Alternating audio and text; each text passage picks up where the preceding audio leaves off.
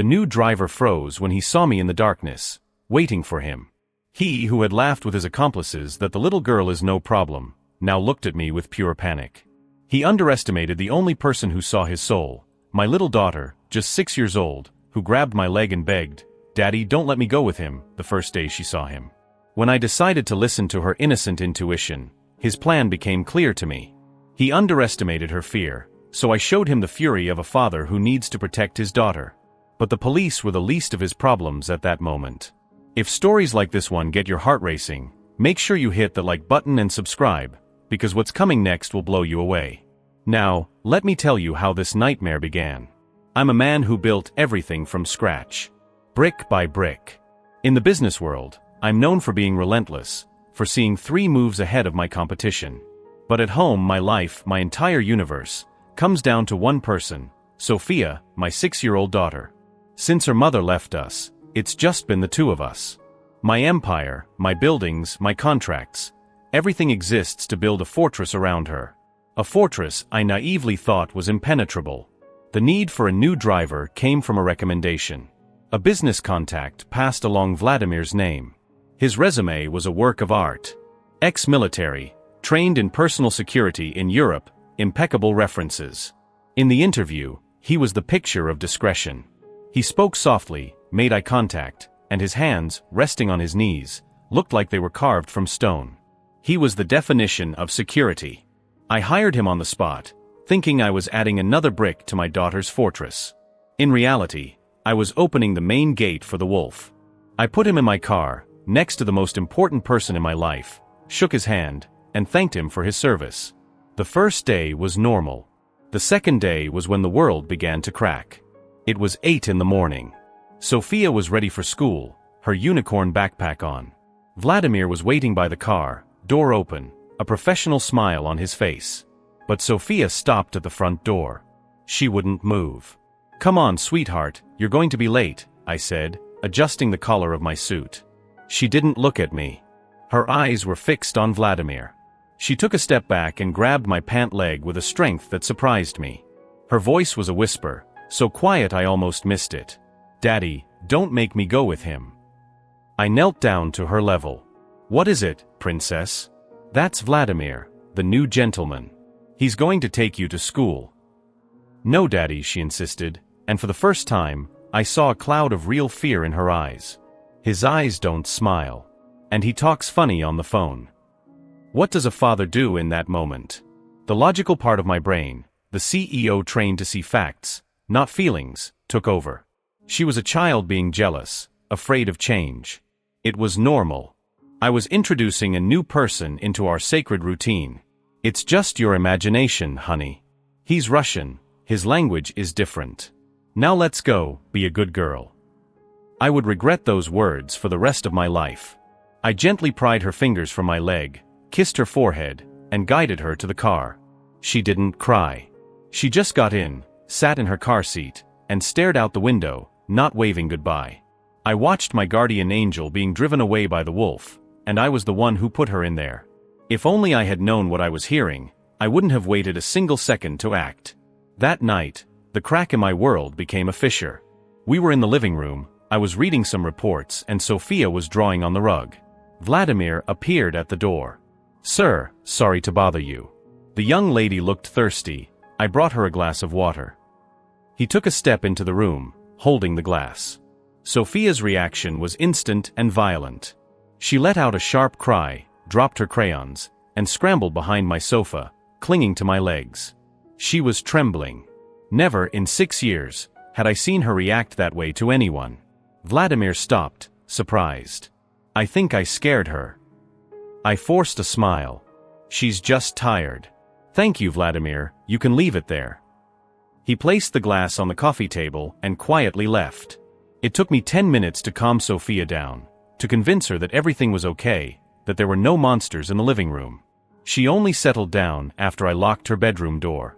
As I tucked her in, she whispered, "He's not good, Daddy." And I, once again, told her it was just her imagination. I was blind. Blinded by logic, deaf to the purest truth there is, a child's intuition. But I still hadn't seen the worst of it. The following nights became a silent hell. Sophia started having terrible nightmares. I'd wake up to her muffled cries over the baby monitor. When I'd get to her room, she'd be sitting up in bed, sweating, talking about bad men and shadows at the window. I chalked it all up to a phase, a change in routine. I hired a child psychologist, thinking the problem was emotional. The problem was real, and it was sleeping under my roof. Then came the physical signs. Small things, easy to dismiss if you're not looking for them. The back door of the garage, the one leading to the garden, has an electronic lock. I found it unlocked one Monday morning. I asked Vladimir about it. He shrugged. Must have been the wind, sir.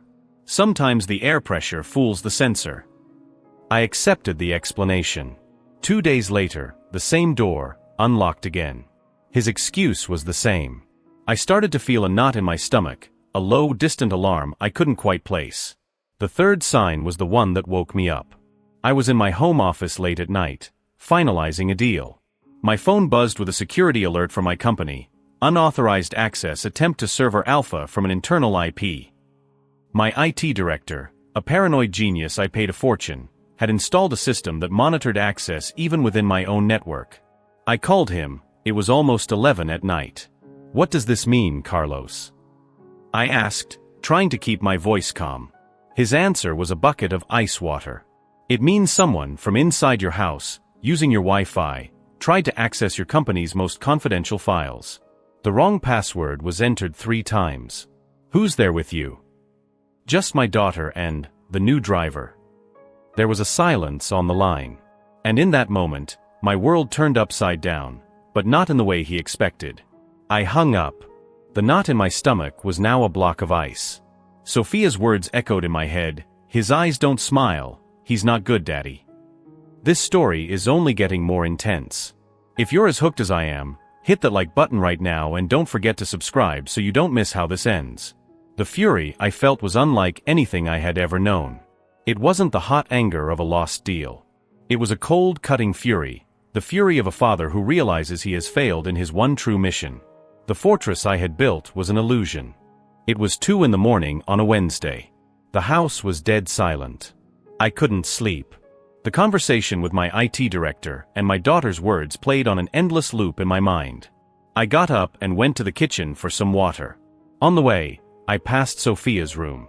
The door was slightly ajar. And then I heard it. Her voice, a sleepy mumble, coming from the baby monitor on my nightstand. I went to the monitor, expecting to hear the whimpers of a nightmare. But what I heard wasn't her voice. It was another voice. A low, hissing voice, coming from the hallway, right outside her room. Vladimir's voice. He was on the phone. And he wasn't speaking English.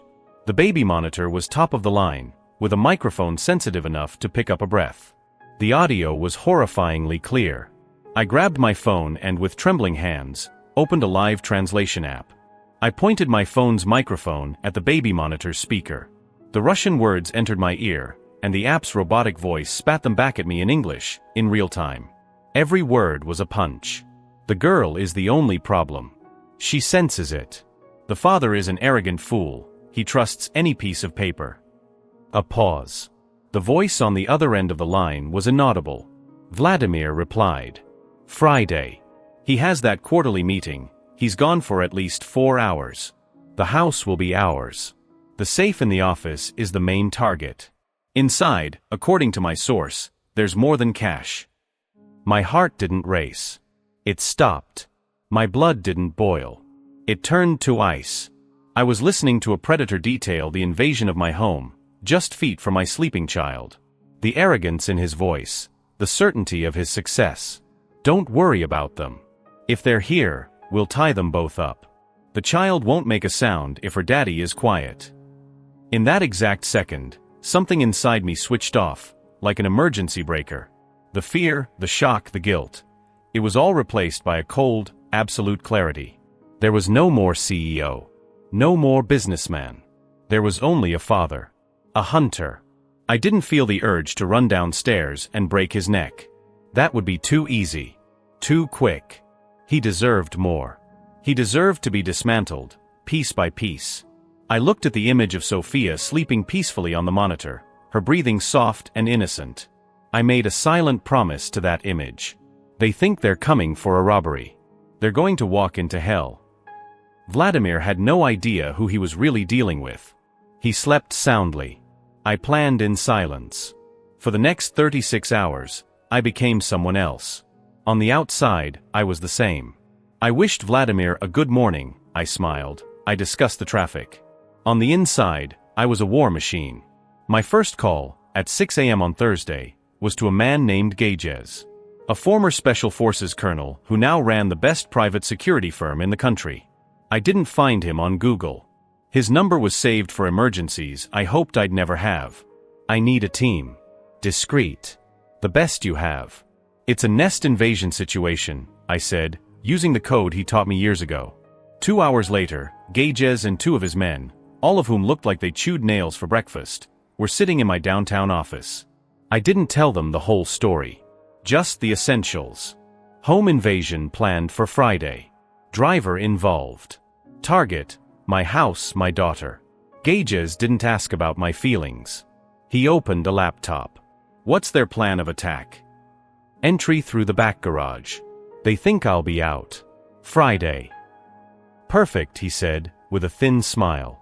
We'll prepare a welcome party. While they worked, I did my part. I called my IT director. Carlos, I need you to pull everything on the IP that tried to access us. I don't just want to know where it came from, I want to know where it went. I want this man's digital life. Within hours, I had a dossier. Vladimir wasn't just a thief. Communications he tried to delete from his phone, recovered by Carlos, linked him to a crew specializing in violent home invasions. They didn't leave loose ends. The photos of his accomplices, pulled from social media profiles they thought were anonymous, appeared on my screen. There were 4 of them, plus Vladimir. I printed out each face. I looked at them. They weren't monsters. They were worse. They were men who chose evil. Men who saw my daughter as a problem. On Friday, the day of the meeting, the plan was in motion. I took Sophia to the city's finest hotel under the pretense of a princess day. In a suite overlooking the park, she watched cartoons and ate ice cream, happy and oblivious. I was in an adjoining room, in front of a wall of monitors Gajez had set up. I could see every inch of my house. His team, 8 men dressed in black, was in position, out of sight. The police, alerted by Gajez about suspicious activity, were on standby 2 blocks away, waiting for the signal. At 2 p.m., right on schedule, their unmarked van pulled up down the street. 4 men got out. Vladimir opened the garage gate for them with his own remote. Their arrogance was palpable. They walked in laughing, speaking in low voices. I heard every word through the hidden microphones. Told you it was easy. The old man bought the whole story. They went straight for my office. They found the safe. One of them, a large man with a spider tattoo on his neck, started working on the combination. It was a decoy safe. Inside, there was no money. There was only a GPS tracker and a little surprise. It took them 20 minutes to get it open. The frustration in their voices when they saw it was empty was the first course of my revenge. Where's the money? Vladimir, you idiot, did you bring us here for nothing? That's when Gajez gave the signal. The house lights went out and a second later, came back on at full blast. All the doors locked electronically. 8 armed men, silent as ghosts, emerged from the shadows. The crew of violent criminals turned into a group of scared rats. Not a single shot was fired. They surrendered immediately. Vladimir, who was in the living room on lookout, saw everything on cameras he didn't know existed. I watched him on the monitors. The moment he realized it was all a trap, the color drained from his face. He ran for the front door. It was locked. He turned around and came face to face with Gajez. The police entered 3 minutes later. The crime scene was perfectly preserved. The thieves, in cuffs. The weapons, on the floor. The evidence, irrefutable. Their arrest was just the beginning of justice. The real bomb dropped the next day. At the station, Vladimir maintained his arrogance, treating it all like a robbery gone wrong. That's when the police captain walked into the interrogation room and threw a folder on the table. Inside were the photos I had printed. The face of every one of his accomplices. And not just that. There were photos of other houses, dates of other robberies, evidence linking them to a series of brutal crimes. Vladimir looked at the photos, then at the captain. Where did you get this? The captain smiled. We didn't. Your ex-boss did. He called me yesterday morning. Seems he did a little research on you. Found out the security company that recommended you as a front. He pulled on that thread and unraveled the whole thing. He didn't just give us you, he gave us the entire case on a silver platter. That's when he broke. The realization that he wasn't caught by bad luck. He had been hunted, studied, and destroyed by a man he called an arrogant fool. He wasn't the victim of a police sting. He was the victim of a father's rage. A week later, I was in the observation room at the station. Vladimir was on the other side of the glass. He couldn't see me. He looked 10 years older. Defeated. I didn't feel satisfaction. I felt closure. The fortress had been breached, but the dragon that awoke inside had burned the invaders to ash. Today, 8 months later, life has returned to a new normal. Vladimir and his crew were sentenced to long prison terms. My home's security was completely redesigned by Gages. But the biggest change wasn't in the walls or the cameras. It was in me. The other day, we were in the garden. I gave Sophia a pair of toy walkie-talkies. This is our secret phone, Princess. Channel 1. For emergencies and for telling me secrets. She took the device, her eyes shining. She pressed the button. Daddy, copy. There's a little bird with a broken wing by the rose bush. I think he needs help. Over. I picked up my own radio. Roger that, Agent Sophia. I'm on my way with the first aid kit. Over and out. As I walked toward her, I understood. I learned the hard way that the world's greatest security system is worthless if you don't listen to the intuition of the one you love. Children don't see resumes or references. They see souls. And that man's soul was rotten. My daughter warned me. And I will never, ever doubt her again. If you love stories where justice is served, make sure you're subscribed with notifications turned on. Now, I want to hear from you. Have you ever had a gut feeling about someone that's strong, an intuition that screamed something was wrong, and you turned out to be right? Tell me your story or one you know in the comments.